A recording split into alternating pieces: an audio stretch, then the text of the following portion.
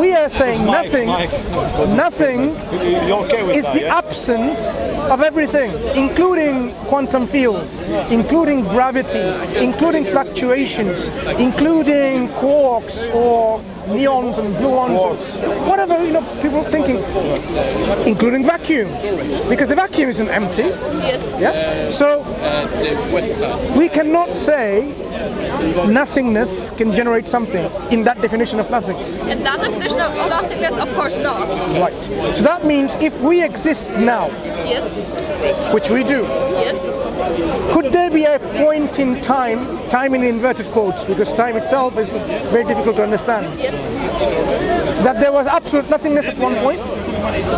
So, like, from that point of view, no. But if you are like, if you think, if your definition of nothingness is that there's totally nothing at all, then it's wrong. So, from the start on, there can't be a word like this.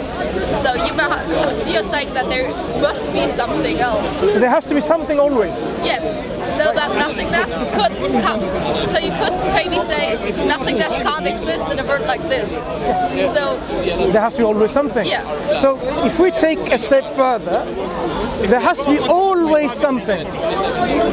Now think about this. This something that has to exist always. What would be the attributes of that something? That something. What would be the qualities and attributes? Something that exists always. Either that something, let's say this something is alphabet A of the alphabet, right? Yeah. A. You can ask, where did A come from? Did A come from something else? Or A is always in existence? Because why stop at A? So you can have these possibilities where A came from B, B came from C, and so on, ad infinitum. Carried on. Or it stops somewhere, up to Z, for example. And there is nothing beyond that. Z is the first thing that has always been there. Which makes more sense? The one that has no end of cycle of causes, or there is a first cause? I'm not sure about that, because I don't, like, I'm just looking at the moment, not at the very, very beginning, because I think that's what people think, how do you say, just like me think about it. So like, people are arguing about if there is a cause or not, and I don't want to make a point of it, to it, because I don't know, I don't have enough facts, you know? But we have enough critical thinking Yes. to come to a point. So I simply, as we have agreed on, the first point is, if something exists now, there has to be always something in our understanding of something and nothing. Yes. The next point we can actually explore. What we have, we can explore. Either there is some causes for our universe, which goes ad infinitum, one cause which was caused by something else, and so on and so forth, or there wasn't an infinite number of causes. It's easy to understand infinity in one way as well. Imagine I want to transfer something, right? My keys. From my hand to your hand. Okay? So it's an action to take place. Yes. If there are infinite number of people in front of you and me, infinite number, this has to go through infinite number of people, to him, and likewise, infinite number. Would it ever reach your hand? Probably, yes, because I might probably be one of those numbers in the field of infinity. No, I'm saying there are infinite number. There's already infinite number in front of you. Already? Yes. So, but infinity has no end, so I'm part of the infinity too, you know? No, I'm saying, in the infinite chain, there are already infinite number of people. Infinite, never ending, means infinite, meaning there's someone in front of you, someone in front of you, someone in front of you. Yes. In a situation like this, would it ever come to your hand? I'm saying no, it will never, because the moment you think it's going to come to your hand, there's someone in front of you. Okay. Yeah. It will never take place. Okay, so but by that, so it's It's like the same as like it's like with the mathematics lemurs, you know. This is You're called- the borderline, so it never would reach you. Yes, I Yeah, agree. so this is the problem of infinite regress, in which you will never come to this point. So if our universe exists now is an action through whether you want to call the cosmological Big Bang or any other models, for our universe to come into this reality as an action to take place, if there are infinite number of causes, infinite number of creators or infinite number of gods, it will never come to this point. Yes, I understand. So what that establishes, again, using critical thinking, that the causes of our universe is not ad infinitum with cause A, B, C, Z, ZA, ZB, ZC, and so on. There actually is a point where there is no further beyond that. What we say as Muslims, as believers, as theists, that this is the first cause, the creator, the ultimate, the absolute creator. And that makes rational sense, because the other options are irrational. So you're talking about what do you so you call the very beginning. So this first cause is what we call the God. creator of our universe. So to make it for simplicity's sake, the creator. Yes. And that creator, then we will say, must possess by necessity certain qualities and attributes. So what I meant to say later on is that for the very beginning, for the very start of it, that you call creator of the universe, I don't have a name, and I don't want to name it like God, the creator and stuff, because I don't know what it is. But we know it's the creator, it's the cause of our creation. This universe is an act that took place, an act of creation from while it wasn't here. We haven't given a name If something came into existence while prior being nothing, while prior not being in this form, so this is a creative act. So the one that did it, we call it creator. So that's something that's not too much of a dispute. So the first cause is the creator, ultimately, of this universe. Whether there are many causes in between, or he's the only one. So that's a question, because I might want to ask you, because I don't know about the beginning. I'm just like, there must have been something. You call it the creator. Is there like the creator is always there, or is there like a cause for the creator? As we established, if there was a cause for this creator, who caused this creator, who caused the creator? And you go on ad infinitum. And it will come to a point again, you'll have to say, there has to be a point where it stops.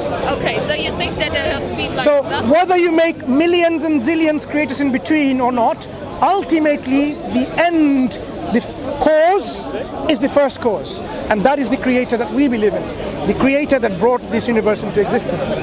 Okay. Which is not caused itself or himself. There is no creator for that creator. So the question doesn't apply like who created the creator, because we've already exhausted this. Yeah?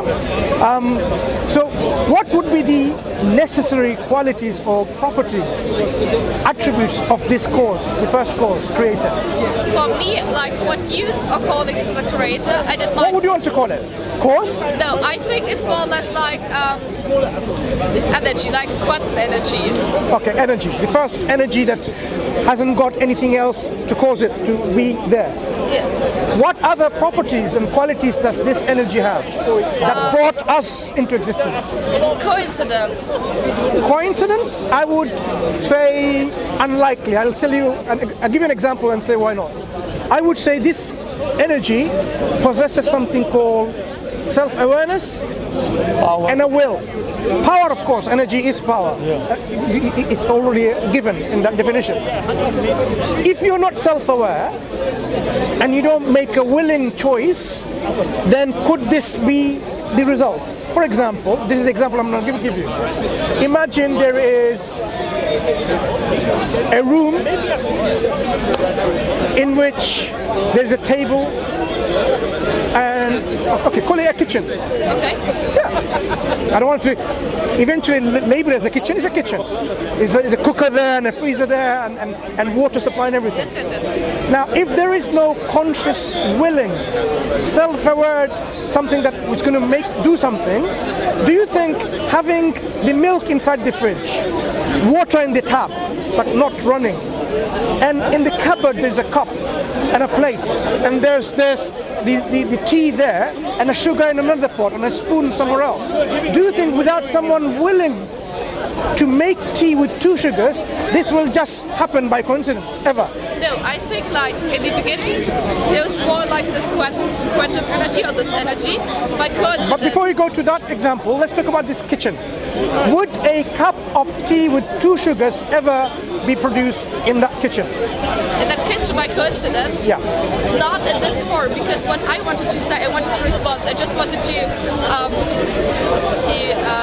say what I mean, why I'm responding like this. Okay. I think that first of all, with this energy and the coincidence is created some form of atoms, and by coincidence, atoms start to create small particles, small moleculars, and if they reach, after reaching a certain size, so a certain complexity, there with the beginning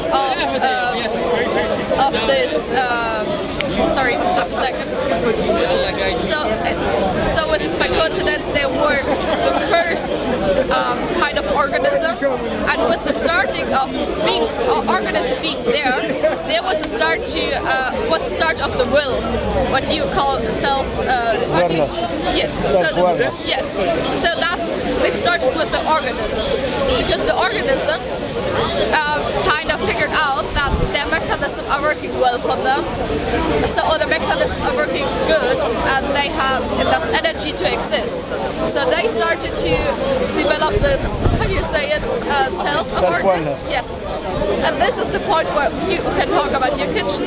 So from this point on, there must be a will, but the will is the will of all the organisms, you know what I mean? So why would there not be a cup of tea with 2 sugars produced from that kitchen? Firstly, let's understand why not. Because there's too much substance.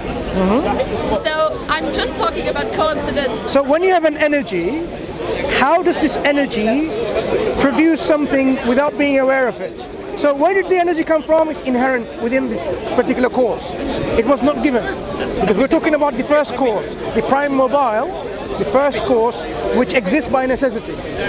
If it doesn't have a will on self-awareness, you're saying something proceeds from it, and then eventually these things gather together. Do you know how complex the first living cell is? It is very complex. It is impossible to self-organize. Impossible. Why?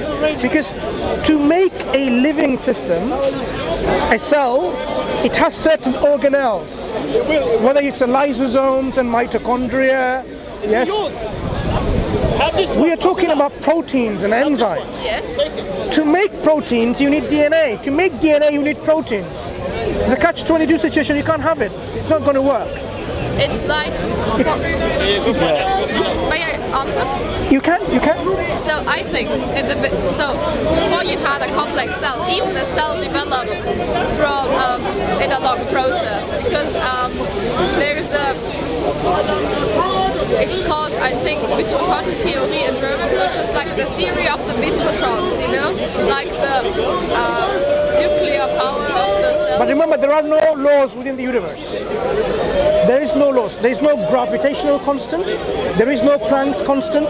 All these constants in the universe doesn't exist because that energy didn't create any of that. So now, things won't just form. There is no forces of attraction or repulsion. It just wasn't created.